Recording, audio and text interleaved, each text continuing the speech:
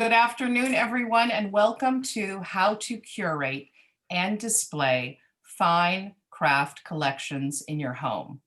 My name is Nickole Kerner Bobley. I'm delighted to be your moderator for this panel, and it is my pleasure to introduce Kelly Kinney.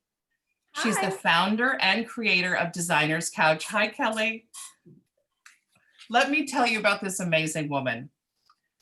She is an interior designer with over 20 years under her belt, and she just recently launched this amazing new interior design product called the Designer's Couch.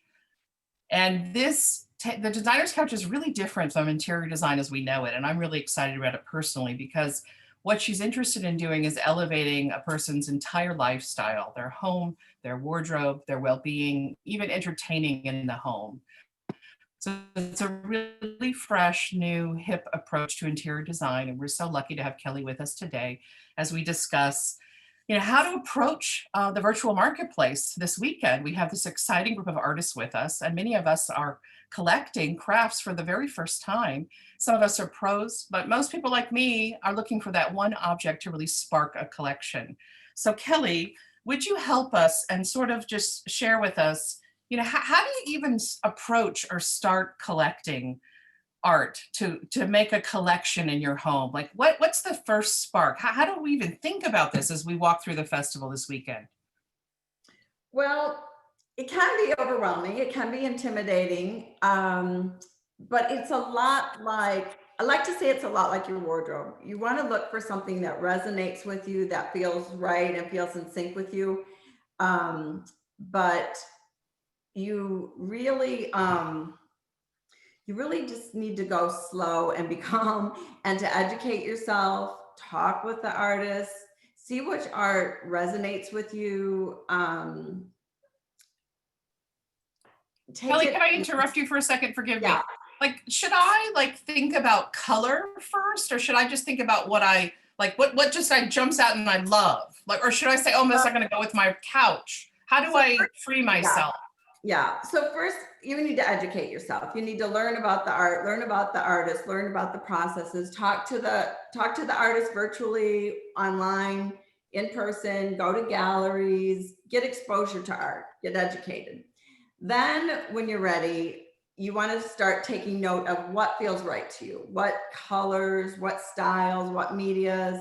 And then if you're really, when you're ready, if you have a specific piece in mind, then get your dimensions, get a general idea where you want it. But really nothing is in stone. The most important thing is how the art makes you feel. So once you start making a connection with art and you feel it, then you'll feel a little bit more liberated to explore more and more. And once you get your first piece, you'll be hooked. Okay, that's right. Because you make. That's interesting. The way that the virtual marketplace is organized, you can search by an artist's name, you can search by the medium, and you can just scroll down and sort of pretend that you're walking along the waterway as we traditionally do when we're not in the coronavirus hellscape. So there's a lot of ways to say today, I want to just look at glass. I can just find the glass artist, or I could just browse the entire collection. So that's a great thing Jenny has set up for us. Thank you so much. Let me talk about, how do I know if it will look good in my space? Is it just an instinct, or are there tips that interior designers sort of keep in their head to know if it's going to work? For example, my house is faux Victorian. So I have a lot of sort of eclectic, antiques mixed with some modern. Almost anything goes in a house like mine. But what if my house was Southwestern? Am I sort of limited to that sort of world, or can I branch out? Absolutely not limited. Art is the most liberating concept ever. To invest in art that has a different dimension than what you're used to is the best way. It makes your home more interesting. There's no rules really. So once you find a piece that resonates with you, as a designer, I want to say, make sure there's a connectedness, but that does not mean matching. So you really don't want another Southwest piece in that home. What you want to do is then branch out, find something that resonates with you, get it home, And then you can make the connection. For example, maybe you're just going to change out your pillows because maybe it's a little bit brighter than your pastel Southwest color. So change out your pillows, get an area rug that maybe picks up on a shape or a texture or something. You can make the connectedness through the way you display it. So absolutely don't stick with what you have, venture out.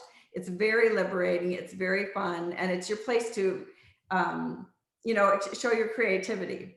That's an interesting word you just said, texture. And when we approach collections, we often think we're sort of limited to the texture in which the first object we bought, you know, was crafted in. But that's not necessarily the case. That's what I'm hearing from interior designers, that it's the mix of these textures in a room. Can you sort of walk us through your headspace? Say you're designing a living room. Can you just give us an example of the different textures you might have in one space? Well, yeah, I mean, texture, the different textures you'd have in one space being fluffy or shiny or, you know, all those kinds of things are important. But when you buy a piece, the juxtaposition of that texture is sometimes the most interesting. So for example, if you imagine a clean linear white sofa, very contemporary, and then you've got a big European scrolly armoire, then together they are fascinating. And it's the same concept with art. So you buy a piece of art, and where you put it, how you display it, what you put with it is what makes it pop and make it interesting. So you always want to make it interesting by mixing that texture, adding shine to something that's matte, maybe a bronze, adding fiber, maybe to, if you have a bronze sculpture, maybe find a fiber work for your wall to put behind it. So the combining of the textures is very, very important. That's very freeing, because often when I'm at these festivals, I find myself, I get in these ruts where I'm only collecting a certain type of pottery and that's all I'm hunting for. And I really need to open myself up. Thank you. I need to like get on the texture train and know that I can mix and match. It's sort of like jewelry. Remember in the 80s, like you could only wear gold or only wear silver. You couldn't mix, you know, now it's like, oh, mix, you know, and have a good time. It's also fun, Nickole, to have a bunch of pottery, to have a collection of pottery that has something in common. Maybe it is from the same artist or it just has the same feel, but that's also very impactful, and that's a good, fun way to collect too. But this is just another element that is always important in any design space, is to add that juxtaposition of texture. Or if a room has no texture, put some texture in there, put a big fluffy throw on the sofa, or put that fiber work on the wall, or maybe buy a giant glass sculpture for a room that has too much fabric already in it. Lovely. Okay, great. Okay, let me look at my next question. These are terrific. What are some mistakes that you see in interior design? How can we learn from the bad that you've seen so we can do good? Could you share with us a couple, maybe a couple egregious errors that we could try to avoid as we shop this weekend? Well, there's lots of ways to improve on the way you display your art. And I would say I do see things right away that I want to go in and correct. And if art is in the wrong case or on the wrong table or this or whatever, it has to be in the right place to make it shine and maximize it. But art can be in the wrong frame. It can be in something, it can look dated if it's on maybe an old wooden ledge that just looks like it's from the 80s. Instead, you can pop that up and put it on an acrylic wall sconce that comes out of the wall. You can do the mistakes are really more wrong framing. Art is usually hung too high. It always looks like someone who's 7 foot high hung it. Yeah. A lot of times people feel obligated to keep a piece because for whatever reason, it has an emotional tie, or maybe your partner, it had a tie with your partner, but it brings down a space. It makes you feel negative. And what's important is to let go of that obligation and take that object out of the space for a while and replace it with something new and fresh that makes you feel great. A new piece of art that just really resonates with you. Take it out. You can always circulate it back in. Again, like clothes, your art can be seasonal. You can rotate it, just like you can rotate your clothes, just like you can rotate your pillows on your sofa. There's nothing wrong with taking your art down, moving it around. Nothing is locked in. We tend to like feel like our home is a puzzle, and once everything's in place, we don't want to move it. And we keep working with those same pieces and the same pieces. But in reality, it's so great. I've always moved my stuff around, but at least every quarter, move around and refresh. So the one mistake is to be afraid of, you're committed to a piece and you're afraid to repurpose it maybe, or put it away for a while. Another thing I see often is when people are afraid to cover up their art. For example, put it behind a lamp or put it behind something. A plant is like, oh no, the plant is, a half an inch over my piece of art. It's great to layer. You know what the art is, you know what it means, and the color and the style and everything comes through. I'm not saying cover it up entirely, but there's this, usually art is in the wrong position because people are afraid to cover any of it. So it might be too high, it might be too lonely, which leads me to another thing. I could go on and on, but stop. No, Kelly, I love it. Tell me about sort of the insider way of spotlighting pieces. So I find that I'll walk into a friend's home and they have really good taste, but things are not lit properly. Like they'll have this stunning piece and it's like in a dark corner. Yeah. So as an interior designer, talk to me about lighting the object. Like how important is that? Lighting is amazing. Lighting is key as well. As I said in my dark orange room, sorry about that. I'm stuck here today. Kelly, you need lighting. I know, I need lighting. It's my husband's man cave. It doesn't matter. I love it. So lighting is key. I mean, you want the proper lighting, little spotlights. There's some gorgeous lighting you can get that just plugs in and shines up at the art, downlight, just find the right lighting for your art.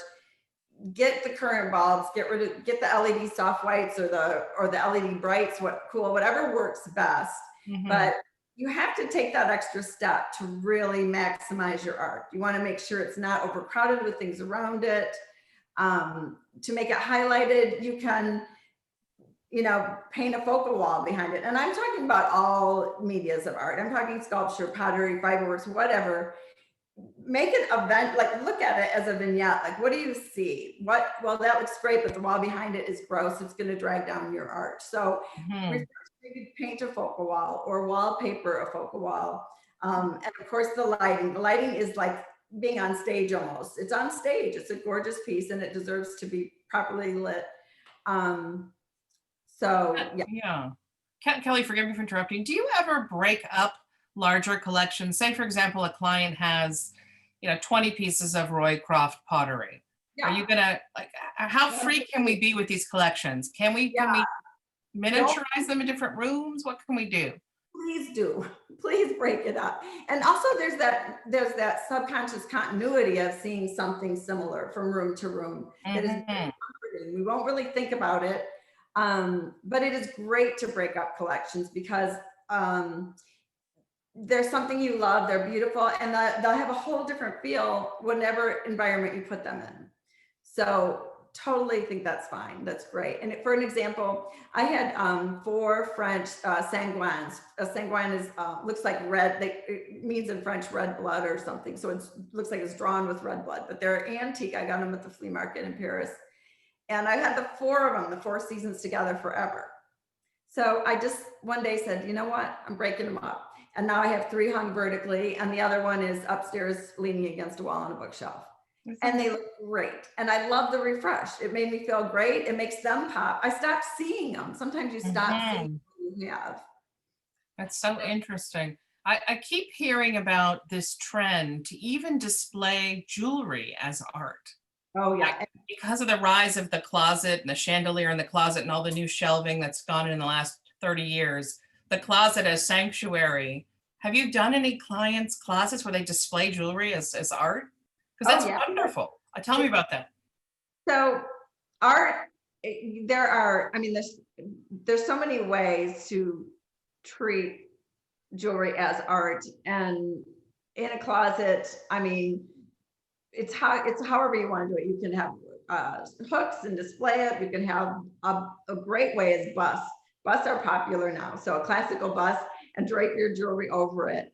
On stacked books, put your jewelry, even on doorknobs, you know, if it's reasonable, because it in unexpected places, that's when art is really magnificent.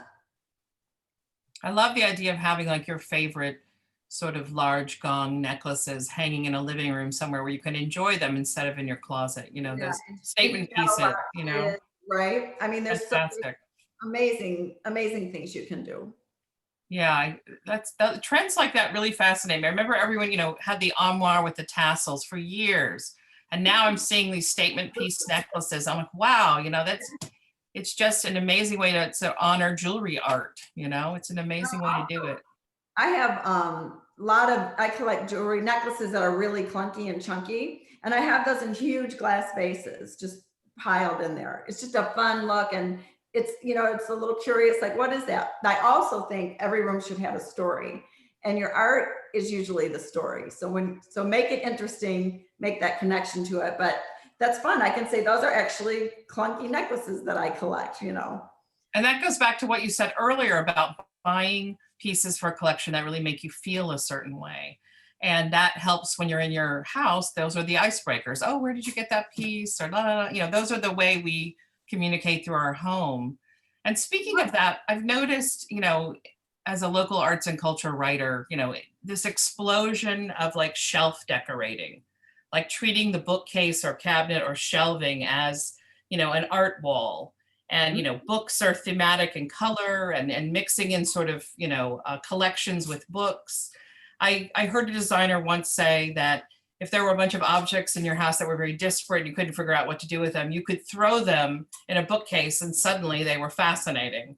Have you had experience with bookcase design and how that works with collections? Oh, yeah. I mean, That's bookcase fun. has taken on a whole new thing. And there are some rooms, granted, that look beautiful, just full of vertical books or books on the side or whatever. But it's so refreshing to take your bookcase and make it tell a story. And every different shelf has all your favorite things. It also does give you the opportunity to circulate your art. It's something I do in my bookcases and with my clients. That's how we go and look in the attic and go, oh, this is great. Let's take this out and let's do this. So you can build a story in your bookcases. And they're just, I mean, it's a gorgeous way to do it. Wonderful. Much more interesting than just the books. Are you seeing trends in collections? Are you seeing like a lot of people collecting, I don't know, kaleidoscopes this year? Is there anything that's sort of popping for you? Oh my gosh, trends in collections. I can't say that I see anything specific. You tell me, what do you see? I don't. I'm seeing a lot of fiber arts. I'm seeing a lot of hanging, beautiful fiber art pieces, which really excite me. And I think there's one behind Melissa right now. Maybe. Fiber art is huge. Just to add texture. Yeah. Yeah, that goes back to your texture comment. I'm trying to think of, you know, Kelly, when we spoke on the phone earlier, you had told me about how many people, when they buy their first piece for a collection, they sort of neglect the housekeeping rules behind it, such as creating the file. Can you explain what that is and how we can sort of be more professional about our collections? Yeah, so that's a tip I always tell everyone. When you buy a piece of art, take a picture of it, document it, keep the receipt. You might have a handwritten note from the artist, which is wonderful. The art might have a story, file that away. That will come in great for insurance purposes, as well as if you ever want to trade or sell it in the future, or the day that comes when it gets passed on to a relative, and all of a sudden they have the full story of this art. They have the artist they could contact. It's a great thing. Okay, wonderful. Marisa and Melissa, do we have any questions from the virtual room? If not, we'll continue on. There's a question about symmetry versus asymmetry. And just is one more advantageous than another, or is that something that depends on the collection that you're working with? That's a great question, Marissa. And Yeah. it comes down to personal taste. I think symmetry is very comforting for most people. But everyone has either they're a symmetrical person or an asymmetrical person. But it's always great to explore asymmetry because it is so, it's not contrived. It's a little bit more interesting and it gives you the opportunity to mix the different shapes. The key is balance. You want to create a balance wherever you do a display of something. So there's no right or wrong with symmetry or asymmetry. It's just what feels right for you and what looks the best. But I do encourage people to be adventurous and, try asymmetry. Is there a way to, and I'm going to add to this question now, because I've recently seen a collection of plates that kind of faded away, like larger plates went to smaller plates, asymmetrically placed on the wall, placed on one corner of the wall. But I did notice there was a weighted kind of a darker chair on the other side. So is that how you can have asymmetry but still have balance? That's interesting. Yeah, so there is a lot of ways to create asymmetry. It could be a plant, it could be a chair. Even our TVs need balance. Our big, ugly, black, flat screen need some balance. And sometimes that's the lines on your sofa or the lines on your armoire but generally it's a piece of furniture or a plant, or sometimes you need something vertical to set the balance, but you'll know in your heart what feels right. And the other thing I highly suggest is keep trying, like just play around. Don't be afraid to play around and move things around and say, oh, that feels great. I like this. Now it looks like, they both pop, they don't fight each other. And they're certainly not symmetrical anymore. So encourage people to really be adventurous and just experiment with what they have and move it around. Kelly, I just got a text from a girlfriend and she was wondering if you could answer or share with us, when you have smaller collections, say of pottery, she always reads in magazines that some of them need to be elevated. They shouldn't all be on the same level because it's very boring for the eye.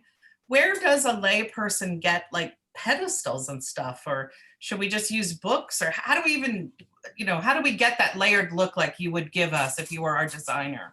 Right. So books are a great way to start. I love glass risers, acrylic risers. I take boxes, maybe a Kleenex box, this beautiful glass Kleenex box I had, and I turned it upside down. Oh. Any object that's going to elevate and be in balance, the bottom's going to be bigger than what you have on top is great. But all those things are available online, in shops, but one of my very favorite is glass risers. Also easels. I love to use easels for I collect plates myself. I do have the crazy wall full of plates, but I also have plates on these brass easels that I got from Wisteria. And they're gorgeous and they're clean line and contemporary. And I actually have my favorite plates, a couple of my favorite plates on them. So they're up and vertical up and vertical and more in your face, and they're different heights. So height is very, very important. There's a lot of different ways to create it. Don't be afraid to buy something unorthodox to elevate it. It just makes everything more interesting. And if you have like a mix of collections, could I, like, for example, if I collect clocks and owls and I need height in my clock area, could I break up my owls and bring the owl in? Or, should I not be afraid to mix those collections? Or? Yeah, do not be afraid to mix your collections. That again it's the juxtaposition again. Let's say you have a clean white piece of pottery and let's say it's a big vase and it's curvy. Well, what would look better with that than like an indigo blue pigment dyed block of wood? So you've got the juxtaposition. Maybe you put that on a block of wood as well. So elevating, lifting, raising up so that things aren't one-dimensional, mixing up your collections is really great. You don't want to do it, you don't want to do too much. You don't want to have owls all over your house and be known as the owl lady. So you want to keep them, together, keep some cohesiveness. Okay, interesting. what are you looking forward to this weekend? Are you checking out a specific medium like glass or leatherworks or fiber? What's sort of exciting for you this weekend? Well, I want to look into the jewelry because I had the honor of being on the panel that elected the artist or that selected the artist this year. And I really was mesmerized by the jewelry, by the details. And I haven't done a lot of talking to artists about their jewelry. I do a lot about their sculpture or about their paintings, maybe. You know, where were they coming from? What did the artist mean by it? What was what was their intention?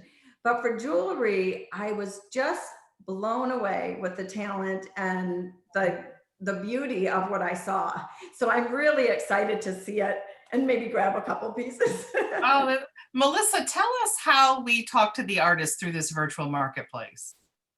I'm sure it's really very easy. I mean, you can do that from your phone, tablet, or laptop.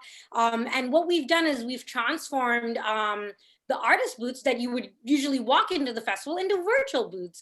So there's a little button where you can chat right with them as you would when you entered their booth. You can video chat with them if you have a question, so you can actually be talking to them live. And if you have any questions or want to learn about their collection or maybe want a custom piece from them, you can engage with them in several ways, right from your phone. And that's the beauty of having a virtual festival. And the artists, really need our support right now. So we really wanted to make it easy for everybody to be able to engage with them and shop from them this year. Thank you, Melissa. And Kelly, before we close it down, just wanted to hear, we're so lucky to have you and your brain power this morning. Just, again, trying to free us up. I think as art lovers, we get into ruts, just like we get into restaurant ruts. I bet you and your family go to the same 5 restaurants for 6 months. Yeah. And it takes a birthday party or somebody else to shake it up. How can we free ourselves so I'm not just thinking about my living room autumnal colors and feeling locked? How can I just go to the festival and just really think about what I love, fall in love with the piece, and feel the license to buy it, even though I know it doesn't match my pillows or rug? Help me through that. Like, I need therapy with you. Yeah. Help me. Okay, so please don't match. Don't go in trying to match. Again, look for a connectedness maybe. And and even that could be out the window if you just fall in love with the piece. Okay. Because you can create that connectedness later, as we talked about. But the main thing is there are no rules. Art is liberating. Talk with the artist. Please talk with the artist. I can use an example. I have always liked fine art photography, but I've never been like, oh, I need fine art photography. I had the experience of going to a gallery recently, which would be the same as talking to an artist. And she walked me through the art basically and talked to me. And don't be afraid to ask questions, because what I want to say is, as a designer, I asked a question. I said, why is his face off? It's contemporary, and she said to me, the reason is because the artist is looking through his own mind and he's looking out. And I just got chills from head to toe, and I fell in love with that piece. So you will be, and I can't stop thinking about it, you will be so surprised at how, once you're educated about the art, how it's made, what the intentions were, there might be something you connect with. Maybe the artist is from your area, your hometown. Just explore and ask and enjoy and take your time. And then when you see that piece that resonates with you, you're going to want it. And I highly suggest to grab it, because as I said, you can always make it work through the other elements in your room.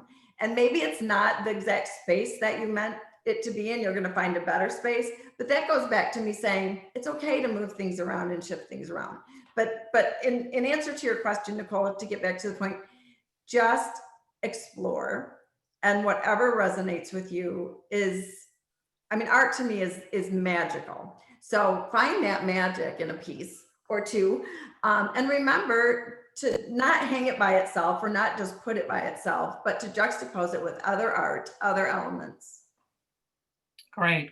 And Kelly, before we say goodbye and thank you, I just want to remind everyone that Kelly's doing something really unique within interior design. She has this new platform called the Designer's Couch, and she can elevate wardrobe, decorating, lifestyle, entertaining. I could go on and on about this. I think it's such an exciting new wave in her field.